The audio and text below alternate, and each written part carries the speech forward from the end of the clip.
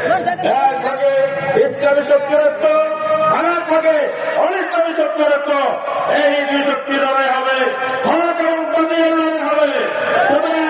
এই নির্বাচন শুধু নির্বাচন নয়, এটি হবে হক এবং বাতিলের লড়াই। এই লড়াই আমাদেরকে বিজয়ী হতেই হবে।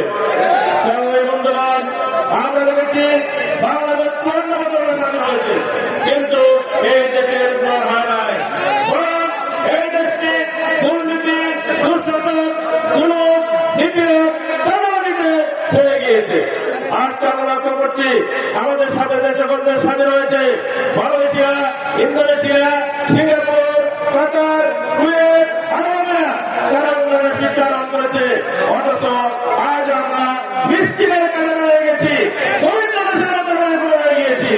সংগ্রামী বন্ধুগণ, আমাদের দেশের সম্পদের কোনো অভাব নাই, কিন্তু যারা শাসন করেছে, শাসক দল সৎ না হয়, ক্ষুধাহীন হয়, দক্ষ এবং যুদ্ধ না হয়, দেশটি দুর্নীতিতে ছেড়ে গিয়েছে।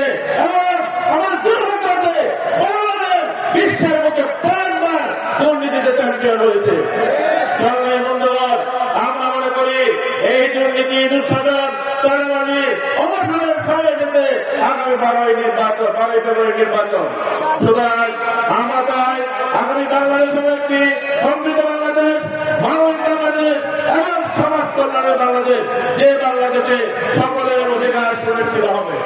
সংগ্রামী বন্ধুগণ, আমরা এই বাংলাদেশকে একটি মানবিক বাংলাদেশ গ্রহণ করতে চাই, উন্নত বাংলাদেশ গ্রহণ করতে চাই, যেখানে একেবারে নিরিবিলি নিরাপত্তার সঙ্গে জনগণ বসবাস করবে। প্রিয় বন্ধুগণ, আমাদের এই অভিযাত্রায় অনেকে নানান অভিযোগ আরোপ করেন, বিশেষ করে মহিলাদের ব্যাপারে তারা বিশেষ অবগত চালান।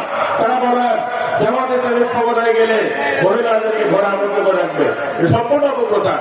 সংগ্রামী বন্ধুগণ, মহিলাদেরকে, নারীদেরকে অধিকার কে দিয়েছে? ইসলামই তো দিয়েছে। তাদের অধিকার দিয়েছে, মর্যাদা দিয়েছে, নিরাপত্তা দিয়েছে। সুতরাং ইসলাম যদি বিদায় হয়, জামাত ইসলাম যদি বিদায় হয়, মর্যাদা হবে না, অধিকার ছিল হবে না, স্বাধীনতা হবে না, নিরাপত্তা নিশ্চিত হবে না। যারা অভিযোগ দেন তাদের আমরা বলতে চাই, জামাত ইসলামী মহিলা কর্মী জাতীয় সংসদে প্রতিনিধিত্ব করেন নাই। কি বলে এমপি ছিল না আমাদের? তারপর তাদের সাথে এমপি গিরি করেছে। উপজেলা পরিষদ, ইউনিয়ন পরিষদে জামাতের ব্যাপক বিশাল সংখ্যক মহিলা নির্বাচন করেছে, বিজয়ী হয়েছে এবং তারা উপজেলা ইউনিয়ন পরীক্ষা নিয়েছে। আপনি স্কুলে যান, কলেজে যান, বিশ্ববিদ্যালয়ে যান, প্রশাসনে যান, যেখানেই যাবেন, ব্যবসা করতে যান, জামাতের নারীগণ সেখানে চাকরি বাকরি করছে এবং ব্যবসা করছে। সুতরাং যারা এই কথাগুলো বলেন সম্পূর্ণ মিথ্যা কথা বলেন। জামাত ক্ষমতায় গেলে মহিলাদের স্বাধীনতার অধিকার নিশ্চিত হবে ইনশাআল্লাহ। সংগ্রামী বন্ধুগণ, আমরা এই বাংলাদেশটিকে একটি ফুলের বাগানে পরিণত করতে চাই, যে ফুলের বাগানে সকলেই সমান অধিকার ভোগ করবে।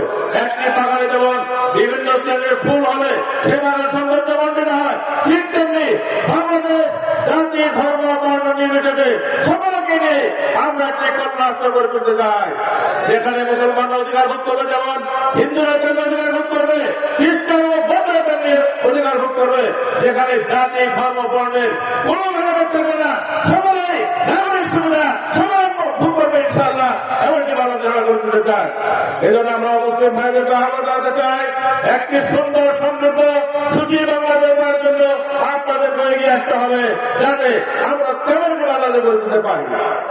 সংগ্রামী বন্ধুগণ, আমরা দেখছি ইসলামপুরে সবচেয়ে বড় উন্নয়ন একটি উপজেলা জামালপুরের মধ্যে। এখানে তেমন কোন উন্নয়ন হয় নাই। মাদারগঞ্জে যান, বেড়ান্দা যান, অন্যান্য উপজেলা যান, কত উন্নয়ন হয়েছে, বিশ্ববিদ্যালয় বন্ধ প্রতিষ্ঠিত হয়েছে, কিন্তু আমাদের এই ইসলামপুরের তেমন কোন উন্নয়ন হয় নাই। আমরা দেখছি দুটি নদীর ভাঙনে এই ইসলামপুর ক্ষতবিক্ষত, পশ্চিম যমুনা এবং পূর্ব ব্রহ্মপুত্র, এই নদী ভাঙনের কোন প্রযুক্তি পর্যন্ত করা হয় নাই। আমরা সিদ্ধান্ত নিয়েছি আল্লাহর রহমতে আপনাদের সহযোগিতা যদি আমরা বিনিয়োগ করতে পারি, সর্বপ্রথম এই নদী ভাঙন বন্ধের ব্যবস্থা পরিচালনা করে তুলব। আমরা দেখছি এখানে চিকিৎসা ব্যবস্থা ভালো কোনো ব্যবস্থা নেই। একটি হাসপাতাল আছে, সেটি নিজেই রুগ্ন, সুতরাং এখানে ভালো চিকিৎসা হয় না। আমরা বিজয় হতে পারলে ইনশাআল্লাহ ইসলামপুরকে আধুনিক চিকিৎসা কেন্দ্র হাসপাতাল করে তোলা হবে, যাতে ইসলামপুরবাসী ইসলামপুরে তাদের স্বাস্থ্য সেবা পেতে পারে। সম্মানিত বন্ধুগণ, আমরা দেখছি আমাদের দেশে বিরাট সংখ্যক তরুণ যুবক বেকার করে রয়েছে। হিসাব করা হয়েছে যে উচ্চ শিক্ষিত 22.5 লক্ষ বেকার যুবক করে রয়েছে। আমরা ঘোষণা দিয়েছি বেকারদের প্রশিক্ষণ দিয়ে তাদের প্রত্যেকের হাতে আমরা কাজ করে দেবো ইনশাআল্লাহ। আমাদের বন্ধুগণ বলেন তারা নাকি বেকার ভাতা দিবে, এমনি দেখতে করি আর বেকারদেরকে বসে বসে ভাতা দিলে টাকা পাবেন কোথায়? আমরা বলেছি বেকারদের কোনো ভাতা দেবো না আমরা ইনশাআল্লাহ। আমরা বেকারদের হাতে কাজ করে দিতে চাই। বাংলাদেশে যে দুর্নীতি হয়, এই দুর্নীতি বন্ধ করা গেলে অনেক টাকা সাশ্রয় হবে এবং জনবিধানী ক্ষমতা গেলে ইনশাআল্লাহ দুর্নীতি আমরা করবো না, কাউকে দুর্নীতি করতেও দেবো না। সেই অর্থ দিয়ে আমরা কলকারখানা করে তুলবো ইনশাআল্লাহ, রাস্তাঘাট করে তুলবো, শিক্ষা প্রতিষ্ঠান করে তুলবো, কৃষি ব্যবস্থা উন্নয়ন করবো, চিকিৎসা ব্যবস্থা উন্নয়ন করবো, শিক্ষা ব্যবস্থা উন্নয়ন করবো এবং এগুলোর মাধ্যমে দেশের যেমন উন্নয়ন হবে তেমনি প্রতিটি যুবকের কর্মসংস্থান হবে ইনশাআল্লাহ।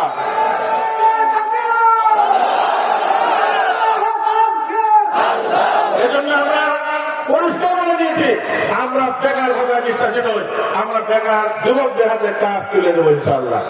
যুবকরা আমাদের দেশের কর্ণধার, যুবকরা দেশের উন্নয়নের কারিগর, যুবকদের হাতে ভালো দেশ গঠনের কারিগর। সেই যুবকদেরকে আমরা বসে বসে ভাড়া দিতে পারি না।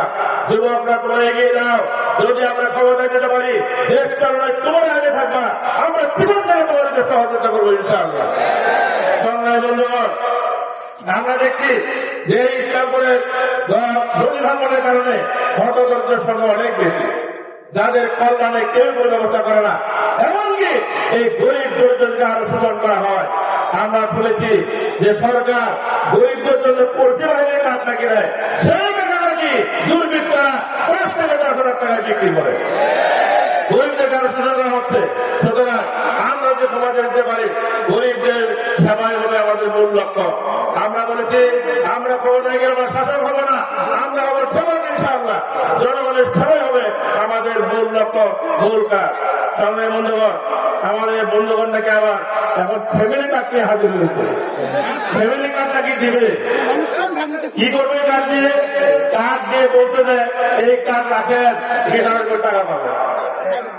যারা কলকাতাদের কার্ড দিতে 10,000 টাকা নেয় তারা ফ্রি কার্ড দিবে, বিশ্বাস করে না? বিশ্বাস করেন না?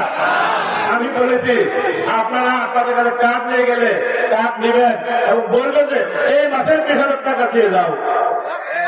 যদি না দিতে চায় গাছের সাথে পান দিবেন, কথা বলার জায়গা পাও না। আবার কার্ড নাকি দিবে 50 কোটি। আমাদের জনসংখ্যা কত হয়? 18 কোটি। 18 কোটি লোকের পরিবার হবে 4.5 কোটি, ঠিক না? 4.5 কোটি ফ্যামিলির জন্য 50 কোটি ফ্যামিলি কার্ড কেন? তাহলে কেন ধরে নিল যে তারা 4.5 কোটি জনগণকে দেবে আর 50 কোটি মিলে খাবে? আমার বাড়ির সামনে আছে তারা। সুতরাং এগুলো থেকে আমাদের অন্ততার বিভ্রান্ত করবে না। বরং ইসলাম যদি কায়েম হয় সবার ঘরে ঘরে সেবা পৌঁছে যাবে ইনশাআল্লাহ। আবার ইদানিং 17 বছর প্রবাসে থেকে এক মুফতি এসে আমাদের মধ্যে ফতোয়া দেওয়া শুরু করেছে। উনি আবার বললেন যে আমরা কি গুপ্ত সংগঠন। হ্যাঁ, ঠিকই বলেছেন, গুপ্ত সংগঠন। কারণ আমরা অন্যার সঙ্গে আপোষ করি নাই। 15 বছর থেকে আমাদেরকে আয়না করে রাখা হয়েছে, আমাদেরকে গুম করা হয়েছে, খুন করা হয়েছে, জেলে পড়ে রাখা হয়েছে। এই ঘটনা আমরা গুপ্ত ছিলাম। তারপর আমরা দেশেই ছিলাম, আমরা জীবন দিয়েছি, ওদের কাছে দিয়েছি, কিন্তু যে নেতা এই কথা বলে সেই নেতা নিজের জীবন বাঁচানোর জন্য বাংলাদেশের নাগরিকত্ব পরিত্যাগ করে লন্ডনে গিয়ে পালিয়ে থেকে লন্ডনের নাগরিকত্ব গ্রহণ করেছিলেন।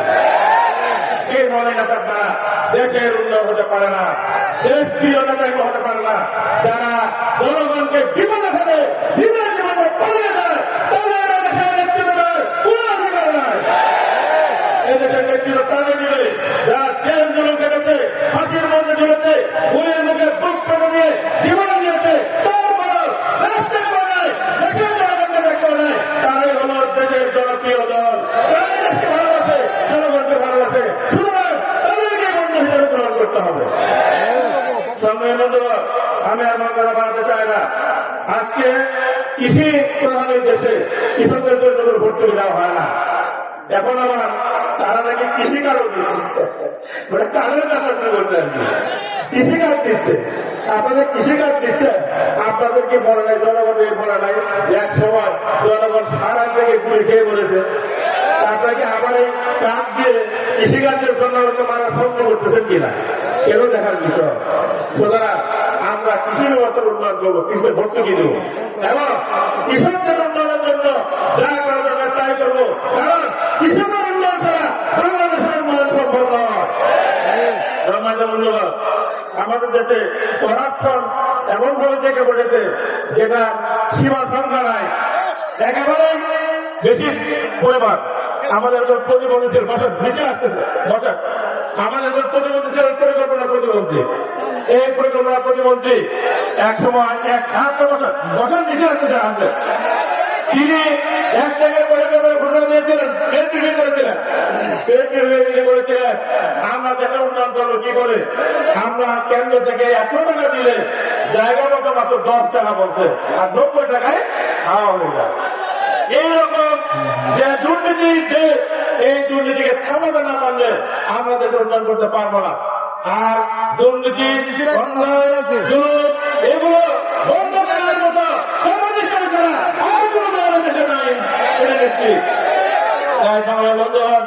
আমরা সম্মানিত উপস্থিতি, আমরা দেখতে পাচ্ছি 11 নং সরবটিবাড়ি ইউনিয়নের থেকে একটি বিশাল মিছিল আমাদের সমস্ত হচ্ছেন, একটি বিশাল মিছিল আমাদের সমস্ত হচ্ছেন। আমরা তাদেরকে ইসলামপুর মাদ্রাসার পক্ষ থেকে আন্দোলন অভিনন্দন জানাচ্ছি।